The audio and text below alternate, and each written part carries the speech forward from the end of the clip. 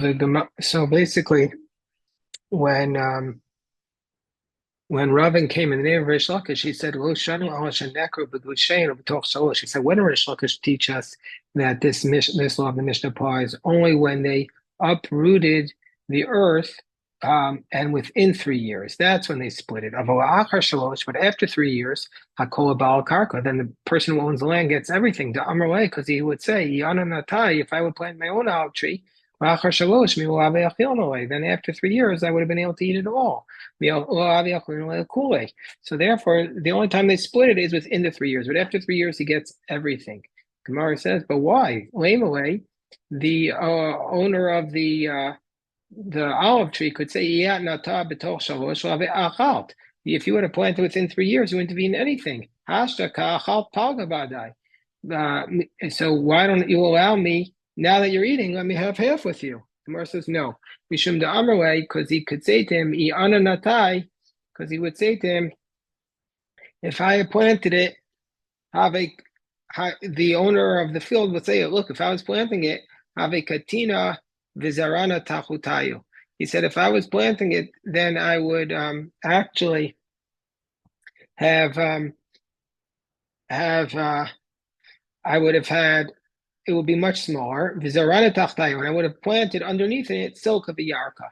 I would have been able to plant underneath it like some beets and some vegetables. And so therefore I would have gotten some other value. So since I'm not getting that other value, I that's why I'll split it with you for these 3 years. But so that basically that's why he gets the right to split it with him only for those first 3 years. So the Gemara says, Tana, so we had a statement, Amar Hala Zesi Aninotel. Let's say the owner of the olive tree said, I'm taking back my olive tree, ain't Shomalo. We don't listen to him. My time, or what's the reasoning? Amar Rabbi Yochanan, the reason why we don't listen to him is Mishum Yishav Eretz Yisrael, because it's an important obligation for the land of Israel to be settled. And so therefore, since we don't want to disfigure the land and make it so that we don't want to allow him to uproot the olive tree for that reason. Amar Rabbi Yirmiyah, so Rabbi Yirmiyah says, so like this, we need a great teacher to have taught this, meaning to say, basically he's saying, if Rabbi Yochanan not explained his reasoning, we wouldn't have understood it. So a tremendous teacher taught it. Tanan some another statement. Rabbi Yudai Omer, we learned basically in the Mishnah in Demai that the Mishnah says, Rabbi Yehuda says, if somebody receives his field of his fathers, and we'll see what that means, from a non-Jew, maaser v'nosin lo, so that he has to first tithe the field and then he gives it to the non-Jew. Meaning to say, in this case, what we're talking about is that this Jew is a sharecropper, and before he gives his share that he owes to the non-Jew, the share of the crops, he first has to pay his tithe. Meaning his tithe is being paid out of his own produce, and he doesn't split that with, he doesn't get to first pay off the non-Jew and then tithe, in which case he'd be giving a lesser tithe. So the Gemara says that that's the statement of the Mishnah. My ste'av vosav. So the Gemara says, what is this field of his ancestors? This is Eretz Yisrael. My karoi ste'av vosav. Why is it called the field of his ancestors? Ste'avram Yitzchak v'Yaakov. Because it's the field of Abraham, Isaac, and Jacob. Because sovereign is of the position, in Kenya Lanachri Eretz Yisrael Avkiyah Miad Meiser. That the non-Jew does not have the ability in the land of Israel to uproot it from the obligation of Meiser. Mekabo, and the one who receives this field, is kechoker dami. He's going to be like a sharecropper. Ma choker bein eved, bein avad, bein lo avad ba'isuri. Just like the sharecropper, whether the field produces the food that it needs or not, he has to pay the owner. He has to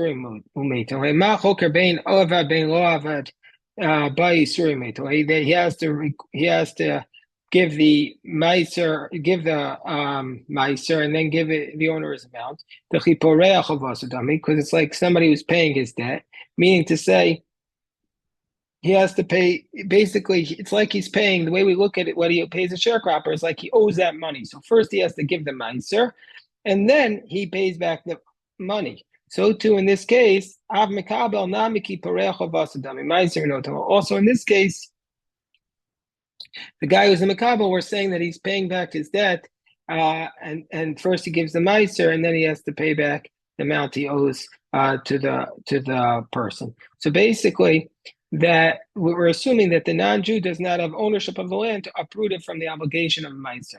So Amalei Rav Kahana or Rav Papi, Amalei Rav Zvid, El Hadatanya Rav Yehuda Omer Mekabel Stei Avosaf Mamtzik. So if that's the case, what about the Bryce that says somebody receives his ancestral field mimetzik nachri from a non-Jew who had forcibly taken it away from him? That meiser knows that first he has to give the meiser, and then he gives the money that he owes him. Ma'aria meitzik. So, but why specifically in that case? It's from an oppressor, from everybody. I feel a meitzik nami, even if he's not an oppressor, he has to do that. So the Gemara explains, Elo olam. So rather, what we say is, Yesh kinyo anachri beretz sholaf kiyami on meiser. That really the non-Jew does have the ability to uproot the obligation of meiser. Umekabel lavka choker dami, and somebody receives it is not like a sharecropper. Umay stay avosav. And so, what is the definition of a stay avosav here? What are we saying? Is a stay avosav? It means stay avosav mamish. It means what we're talking about is that the non-Jew literally took the field from his literal fathers. And as a result, the Rabbanan are saying that the sharecropper, he's the one who has to give the meiser. The ID the chavivi away tafi v'azam mekabel, because since he loves this land, he's going to accept the extra tithe and take it anyway. But a regular person wouldn't do that. A regular person wouldn't accept the land upon himself with this extra money. So the Gemara says, my time but what's the reason why the rabbis penalized him? The rabbis wanted the field to become clearly in his hands, meaning to say as follows, that if he's going to have to pay the extra tithe, he's not going to be happy until he goes and he works so hard to get the whole field.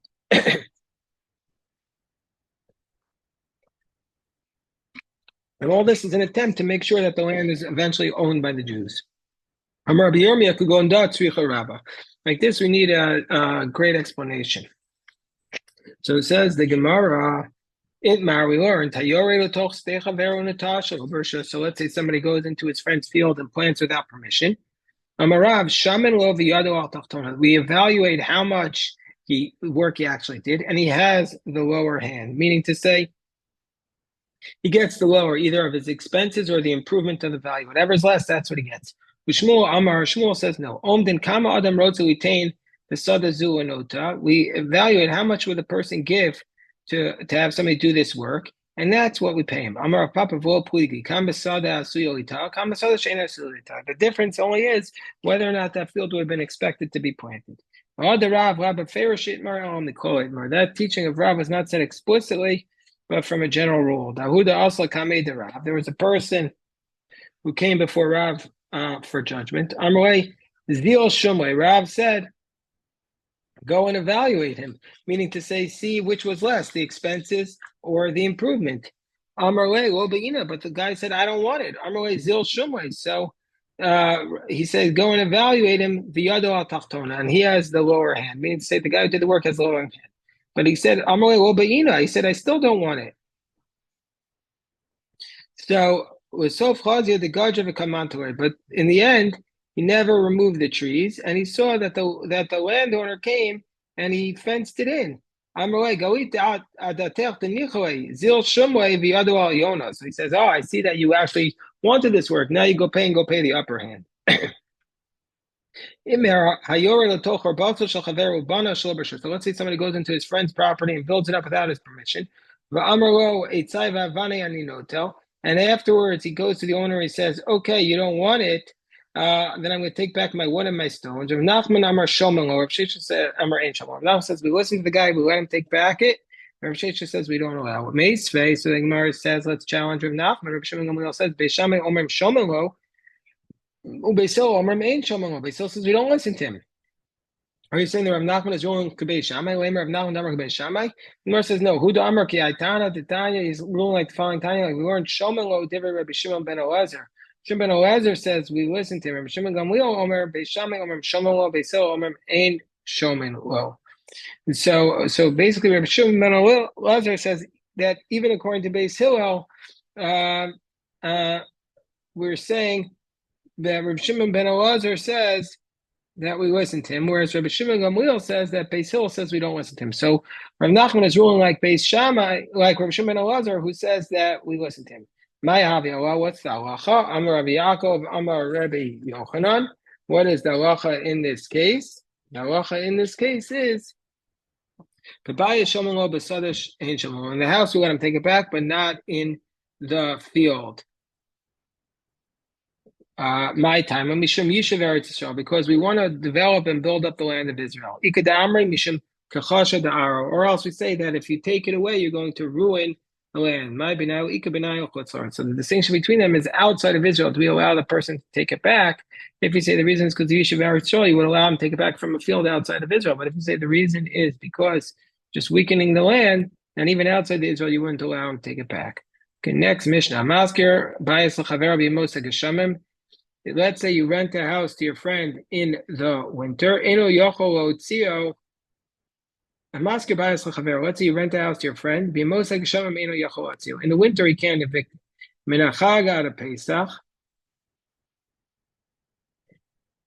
From Sukkot until Pesach,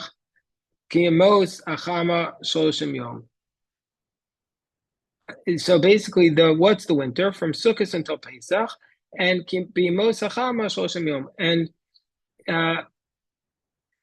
then we say if it's in the summer, he has to tell him 30 days in advance, basically before he evicts him. And if it's in a large city, he has to tell him 12 months in advance. And with respect to stores, whether it's a town or a large city, gives him 12 months. In the case of a bakery and a dye shop, he has to give him 3 years notice, because these people give a long credit, and so they have to be given time to collect.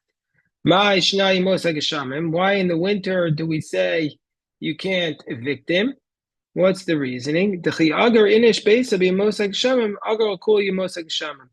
when he rents it for the winter, he's renting it for the whole winter. Also in the summer, when he's renting it for the whole summer. What's the reason he can't evict him in the winter? Because he's not going to find another house to rent. In the winter, it's hard to find a house. The Gemara says, but what about the next clause, which says, Bekrachem, if it was a large city,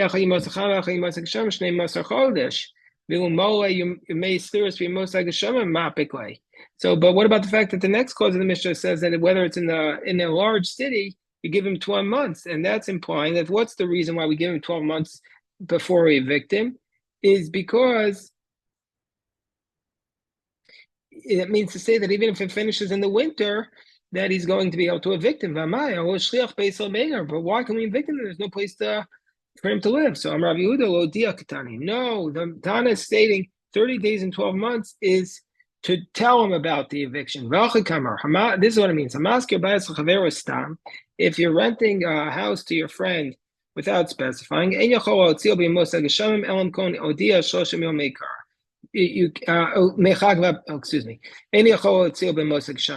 that if you tell him if you rent in the winter, you can never evict him in the winter. But if it's in the summer, then you have to tell him 30 days before Sukkot. You have to tell him 30 days at the outset.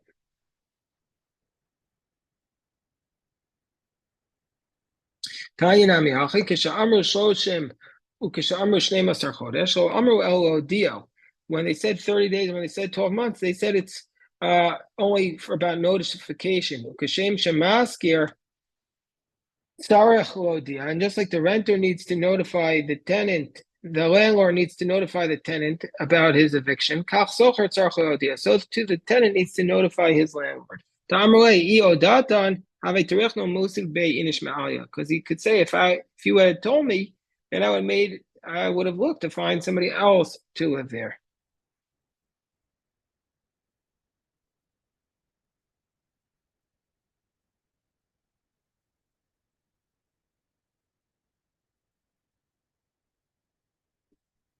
So now we say, Amar Rav Asi, as long as you're one day into the winter, you can't kick him out until the summer. But didn't we say that you give him 30 days? If as long as you tell him 30 days before Sukkot, uh, um, then you can't evict him. Mar says, if even one day of these 30 days of telling him of notification comes into the winter, then you wouldn't be able to kick him out of the winter. Amar Avuna v'im rabos b'damel. Let's say he wants to increase the rent. Marbe, he can increase the rent at the conclusion of his lease. Amar Rav Nachman. Well, if he raises the rent, it's like somebody who's holding the tenant by his, basically by his kufza, by his cluster, in order so that he will surrender. Meaning to say, okay, I'm not evicting you, but I'm raising the rent on you. That's going to be a problem. So the Gemara says, no. Now we're talking about a case where everybody's houses around it became more expensive. So then you can raise the rent.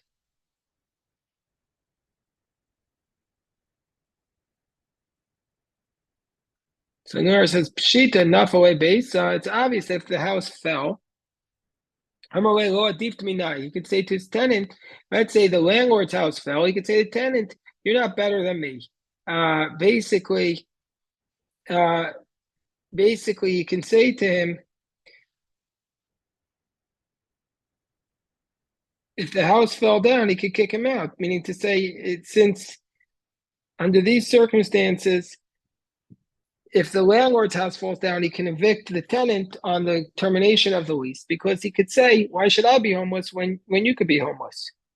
This is what Rashi's basically saying is that's only at the termination of the lease. But most Rishonim say that what it means is not exactly like that. That's not, most say it's not exactly like Rashi, but okay, so we'll leave for another time. So Pshita Nafle Beisa Amalei Lo Adif Damina, you know better than me. Zavne o Orte o Yavne b'matana. And it's obvious that if the landlord sells it, or gives it away as an inheritance, or gives it as a present, Amarle, the tenant can say, Lo Adif Migavar da Asmina, that even that you're not better than the person before me, just like he couldn't evict me, neither can you. But Kilola Bere, let's say somebody married off his son. He needs to give him a house. We see if it was possible for the father to have notified him in advance. If it was possible, he should have told him. But if it's not possible, he said, you're no better than me. Oh, Gavra, there was a man, Arba Dechamra. There was a man who purchased a boat of wine. But he had no place to store it. So he said to a woman, he said, do you have a place to rent me for my wine? Lo. She said, no. Azal kitcha. So he married her. She gave him a place to store the wine. Azal base. He went back to his home. He wrote a divorce and sent it to her. She went and she hired people to carry it. Mineu Bay, and she paid them from the wine. Basically, she hired people to carry him back the wine, and she said, "I'm going to pay you from the wine." She had them remove the wine and place it on the path outside. Means that he deserved this. Whatever he did to her, he basically got back.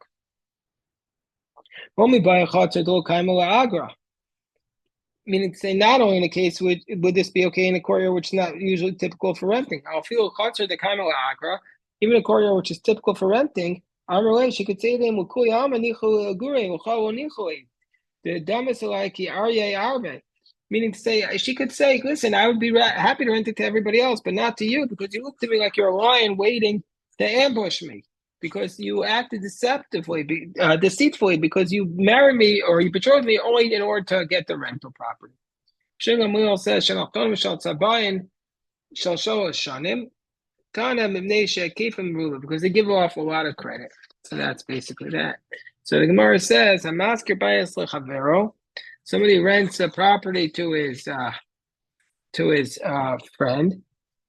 Badelis beneger manul. Then the landlord has to give a door, a bolt, and a lock. Kol davar shamase uman, and everything that's the work of a craftsman. Uman, something that's not the work of a craftsman, the tenant does it. Hazevel shel balabayis, the manure found in the courtyard of the rented house belongs to the owner. The tenant only gets the refuse of the oven and the stove. If somebody rents a house to his friend, so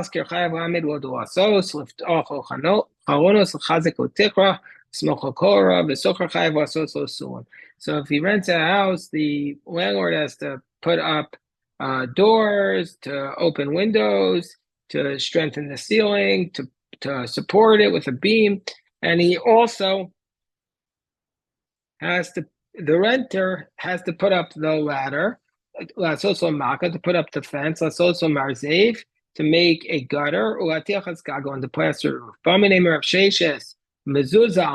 Who has to pay for the mezuzah? Who has to pay for the mezuzah? Now, the Gemara answers, mezuzah amarav mishasha mezuzah chovas adari. Mezuzah has to be paid for by the one who lives there, not the owner of the house. This is the fundamental law about mezuzahs. So the Gemara says, "El makom mezuzah mi," the place of the mezuzah. Upon whom is it obligated to prepare a place for the mezuzah? That's the Gemara's question. Meaning to say you'd have to make a little hole in the doorpost to build the mezuzah. Amru Rav Sheshes tinisua davar she'em masa uman hasochar osel. If it's not something that a craftsman does, the tenant has to do it. It's not the work of a craftsman, because efshar hu, it's possible to go vasa the kanya. You could just put it in a tube and hang it on the doorpost, and so you don't need a skill for that. Okay, so we go on, but we'll stop here for Shabbos. Big shkoyach, chodesh tov.